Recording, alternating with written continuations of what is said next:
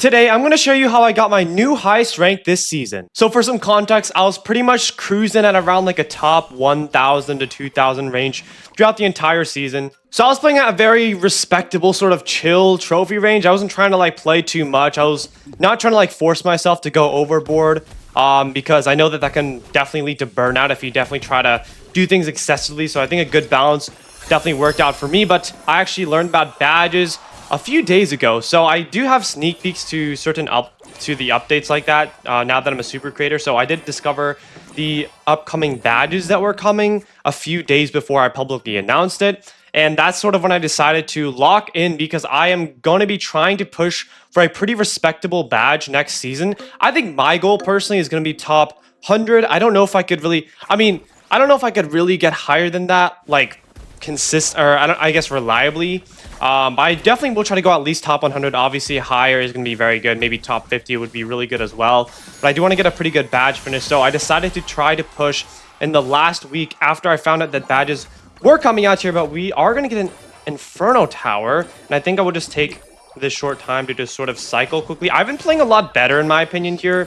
I would say I've found a better sort of formula, you can maybe say, better algorithm for cycling, I would say. So I think that's pretty good. And I'll kind of sort of explain my strategy, which I didn't really have quite well in the past. And I think in the past, I just built up pretty bad habits from recording videos because I guess recording is different than normally playing. But I don't know, I had a pretty good system, which is like you just merge and sell every card early on, like insta sell, which I used to do. But for some reason I stopped doing because I think I got some comments that were like, don't do that, when I don't really know why I was like trusting the comments, to be fair, when I probably have more experience. Not in like a condescending way or anything like that, but I stopped doing that for a while, and I think that was pretty bad, to be honest, because I think you should insta sell. But now I'm back to insta selling, and I think it is actually better for me. It's been working out very well. So I'm probably going to continue doing that here, but we are already at the full Brutalist. And I'll explain sort of what I've been doing with this sort of new technique that I've sort of personally been doing. But yeah, let's go for full Brutalist here. That's perfect. And maybe if I can get like a 2-star Skeleton King or something like that, that would be really good. I mean, to be fair, we are against the dead guy, so we're not in too bad of a spot here. But I started grinding a lot more because of badges. And I personally do enjoy playing Merge Tactics a lot. It's just that I haven't been tryharding the previous season, or this season before badges were announced, because there wasn't really much incentive, I guess, which is probably something a lot of you guys can relate to.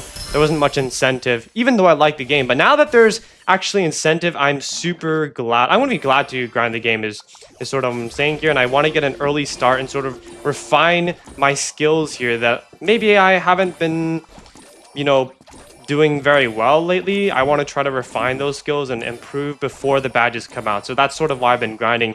And I've been actually doing pretty good. I've been streaming the game a lot. Little shameless plug to the stream here, but I'm going to try to be streaming a lot more in the next season because I feel like it's going to be a lot more helpful in the next season, because you can sort of see, I guess, more upper level gameplay sort of in a more ordinary setting, like not in like a YouTube setting where, I pick out like the most entertaining, or I say that I pick out the most entertaining games, but I feel like at the most case, I maybe cut like one game. So I guess it is still pretty transparent, I would say. I don't really cut games that much. Like there's a lot of videos where I just do it all in one go pretty much. So I guess that's not really true, but there's going to be a lot more, I guess, seemingly ordinary games, I guess you could find. So I think it's going to be really helpful. I will be streaming a lot next season. But anyways, end of the shameless plug there. But just in preparation of next season, in which I'll probably be playing a lot more for the ranked badge, I started playing recently, and I've actually been playing very good. I've been pretty consistently in yesterday's stream and the stream before that. I would say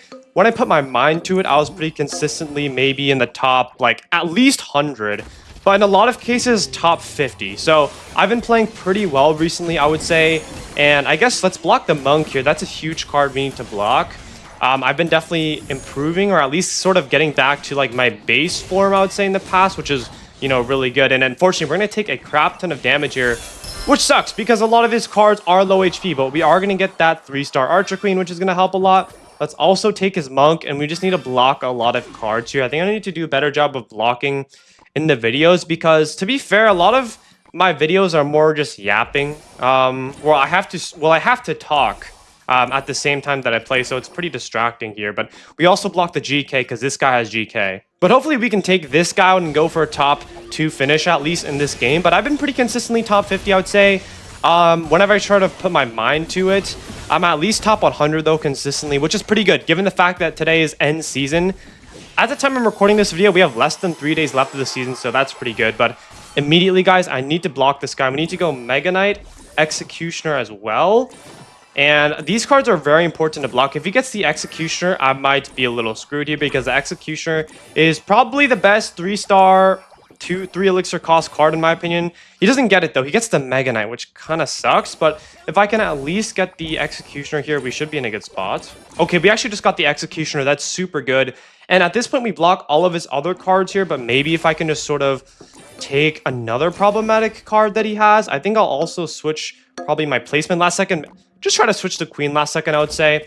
Definitely should have switched the Skeleton King because he is going to get, or the Skeleton, ooh, actually didn't get a free hit. I thought the Golden Knight would get a free dash on these Skeleton Dragons there because I did sort of place it in a pretty bad spot. But his Musketeer, unfortunately, is popping off. So I don't think we can actually win this match, but it is at least a guaranteed top 2, so I'll take it. It's going to be a Queen v Mega Knight. I don't actually think the Queen can beat an A-step Mega Knight. Actually, we do beat him, so that's pretty good. All right, also, somehow, I think I accidentally sold the Golden Knight. I mean, that's what I mean. Like, when you're talking and playing at the same time, you just lose your train of thought. So I think this is probably going to be a GG, but at least we get top 2, I would say. I definitely think that happens to me a lot, though, to be fair. Like, I basically just start talking and it's just hard. I lose my train of thought, I guess, as I'm playing. It's really hard to do both at the same time. But as a tradition, we get our immunity tile in the very last lane. Of course, the most unhelpful lane. So that's going to kind of suck here. But thankfully, we are up against a King player and he does sort of sack the round for us. But I've also heard that a lot of the other people have been sort of wanting to get back into the game now that badges have been announced. And that's sort of what I've been saying. I've been really pushing for badges for so long because I feel like they really just increase people's motivation to play. I mean, we've seen this with Mega Draft League as well. I remember on Twitter when Mega Draft League was initially launched, they said no badges, but everyone on Twitter under their Twitter post was like, oh, no badges, then I'm just not going to play. And I feel like that's just how the typical feelings are for most things in Clash Royale are. Like, if there's no badge, then there's no incentive to play, I guess, sort of, which is why I've been really pushing for badges. So I'm super glad that they actually are coming out with badges. I think that's going to be a huge difference, to be honest here, but we're going to get pretty decent stuff. I think I will do this. We do get double Assassins here, double Ace as well. Unfortunately, he does have a Prince, which is going to knock back my Executioner and do some crazy work, but I'm going to scout my opponents really quickly and just maybe see what I can go for. I feel like aces are sort of gone for right now, but I think aces could be a good move as well because we already do have double aces, so I think this could be pretty good. I'm probably going to take the merge on the bandit here, and then we can honestly sell these guys. Like, these guys are pretty worthless, to be honest.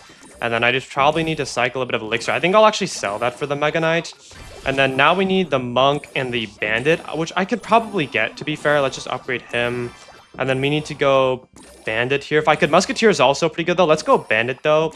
Let's upgrade that. And then maybe if I can get like a last minute monk, that would be super good though. I would say this isn't too bad either, just because we have double giants, 3 aces.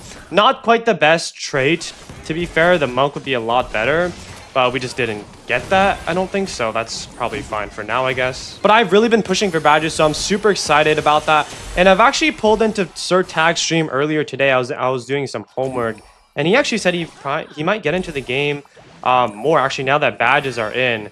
And that's just sort of how I've been feeling. Like, I enjoy playing merge tactics a lot, but it's just like, I don't know. You know, there's just not much incentive to play without, you know, badges or anything like that, I feel like. So I'm super glad that they made this decision here. But I'm not sure why they didn't make a top 10,000 badge. I know a lot of people asking about that. Like, oh, why is it top 1,000? Honestly, I don't know. I don't know what would have been the better move, because I feel like if they made a top 10,000 badge, it would just be really easy to get, because I feel like everyone who's in Diamond is sort of already top 1,000. Like, the majority of people, I'm not exactly sure where top 1,000 lands. Maybe like half the players in Diamonds. Okay, it's probably not that extreme, but a lot of the players in Diamond are top 1,000. So maybe they're just thinking like, oh, that's just too easy. Maybe let's just go top 1K instead. I'm not 100% sure exactly what was going on there, to be honest. But top 1,000 badges, in my opinion, is definitely more than enough. But honestly, Golden Knight and immunity tile, let's just go for that. That's going to be pretty crazy, I feel like. I just sort of realized in this game that we can definitely do that. I mean, the Golden Knight literally can't die. Like, I feel like he gets a guaranteed kill which is going to be pretty crazy. But that's sort of what I've been seeing on the Discord server as well. A few people have been sort of coming back to the game now that badges are coming out. So I'm super excited about that. Super excited to see how competitive the next season will be in terms of leaderboard. Honestly, I feel like logically it probably is going to be the most competitive season. But to be fair, I'm not exactly sure yet because season 1 was also very competitive, where badges were rumored to be announced. That season was so competitive as well, but I guess it would logically make sense that this next season is going to be more competitive because badges are officially announced, which is, I would say, a pretty big difference, though it did feel like badges were officially announced in season 1 as well, because Royale API said it, and Royale API is very trusted. I'm not exactly sure what went on in that case, to be fair, though. But we are going to have our Golden Knight jump on the Valk. Valk is not going to be as good because the Valk is tanky, so the immunity tiles will sort of cancel out, but our Executioner is getting a pretty good snipe. So I'm pretty satisfied about that. And honestly, our Monk is 3-star as well, so that's going to carry. I think the Monk is the best card in the game. I mean, he just melted like half of the cards on his own, which is actually ridiculous here. Let's go Mini P.E.K.K.A here and Barb just to sort of close out our shop here. And we actually lose. I think it's because our Musketeer is probably too low. Or he also does have the extra troop, though, to be fair, with the Loon, so I guess that probably is a pretty big factor. But I think I will sell the Muskie right now. I think we just want to sort of upgrade more cards. I feel like the Princess would kind of go crazy here, though, because, I mean, look how sort of clumped up his cards are. I think the Princess could get some really nice splash damage here, so I think we definitely try to go Princess, and hopefully he doesn't actually block it. I feel like this is going to be the most satisfying round I have ever played, as long as he doesn't block the Princess here. All right, so take 2 here. We are going to have our Princess going in. Only 2-star, unfortunately. I think he probably blocked, but we are going to get a nice splash damage with the Princess, and we are going to have max out traits like that. And this game is, I think it's going to be a lot more of a decisive victory, to be honest, because look, we have 5 troops still alive. 6? No, we have 6 troops alive. Not a single soul died. But we are going to start off with double clan heroes, and we also get a 2-star. So, damn, I'll definitely take that. I will admit, though, I do think the update is mostly bad for the majority of players because, I mean, for the top players, or at least Diamond Plus players, badges are definitely a huge thing to everyone who's at least gotten Diamond, because top 1000 badge is probably sought after by most Diamond players, and it's actually pretty reasonable for them to get. So I do think it makes a lot of sense for those players, but maybe not as much for, you know, just your typical like casual players, like, you know, get on like a few games a week, something like that, because, well, now they just don't have any new cards. So I think it's pretty divided. I also did ask in a poll that I launched earlier this week, pretty much right after the update, I said, how are you guys feeling about the new update? It was actually really divided. I think neutral from my community was the highest, and then I like it and I don't like it were pretty much the exact same percentages. Though I will say my community is probably pretty biased because those are the people that actually want to actively seek out content. So those people are probably a lot more sort of involved with the game. So that's also something I would definitely consider. But we are going to close out on merges that round. So no more merges that round, which is a bit unfortunate. I think I did blunder like one buy, like I bought the wrong card once, which might have had an impact there. I mean, I guess it kind of does because I would have been able to buy the Skeleton Dragons. But we're not in a bad spot because we are at 10 HP. We're going to be at 8 HP after this loss. So we're not in too bad of a spot. This guy has a lot more upgraded cards than we do. Nothing is completely taken just yet, so I don't think we're completely out of it. We just sort of have to really just cycle here, merge and sell every card that we possibly can. And I would say the first like half of this round, and then we could start to go crazy. So I would say like about now is sort of when we could, you know, maybe try to find a good comp to go for. So let's buy the P.E.K.K.A here. Let's upgrade the MK. And let's go Skeleton King here. Let's upgrade this guy again. I think I will put in the Valkyrie here. And we do get full Brutalist, which is very nice here. And I will continue farming here. We are facing the dead guy. And I think I will 100% go full Brutalist here. Probably plus the Queen version, because this guy is running the top 1 comp in the game. But the full Brutalist actually do very well against that comp. So I think we'll be in a good spot. Let's just buy the Queen now just for sort of safety, just to guarantee that I can get at least 1 Queen.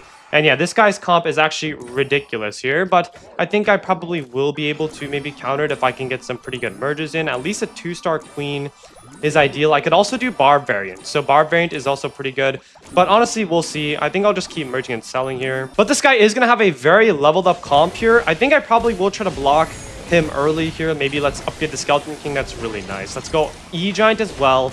Let's go Wizard because that's in his comp. And we are actually, wait, somehow we almost won, even though we had a lot lower level cards. So that really tells you that this Brutalist comp is really good. I've been going for this Brutalist comp a lot, and I've been seeing this comp a lot as well throughout my streams the other day. So this comp is definitely super good. It looks like he is pivoting though, so I think I'm going to try to block the sort of aces here because it looks like he's maybe going, oh, okay, he's actually going full superstars here. So let's maybe try to block the Golden Knight and the Witch. I think those are the only two cards left. I don't know if we can though, to be fair. This guy's Witch and Golden Knight, those are the only cards we don't block. We don't have Elixir, but hopefully this guy Loom dies and then we get a top 2. I'll be completely satisfied with a top 2 in this case, though. It looks like we will be doing that. And hopefully we actually walk out of this game with the win. So moment of truth, did he upgrade anything? He did not. So now we need to go for, I would say, sell this guy. And then let's get some more Elixir so that we can hopefully get a GK and a Witch here. That would be very nice. Okay, we actually do get a 3-star Skeleton King, which is really good as well. 3-star Mini Pekka, which is really good. I just really want to block his other cards. Golden Knight and Witch, please. All right, I'm not going to lie. I think I have to give up the GK and the Witch because we just are not getting Elixir here. But I think I will do something like this. I don't really want to feed his Golden Knight, so we're just going to place our Skeleton Dragon sort of up there if we can. And yeah, it's going to go for the Archer Queen, which is really good here. And I think we're going to close out this game. The Brutalist comp is honestly so good. It just counters so many things, like the top 1 comp and the Brawlers comp. So that's going to be it for today's video. If you guys did enjoy, make sure to subscribe. I do upload daily merch like this content. And until then, guys, I'll see you in the next video. Peace.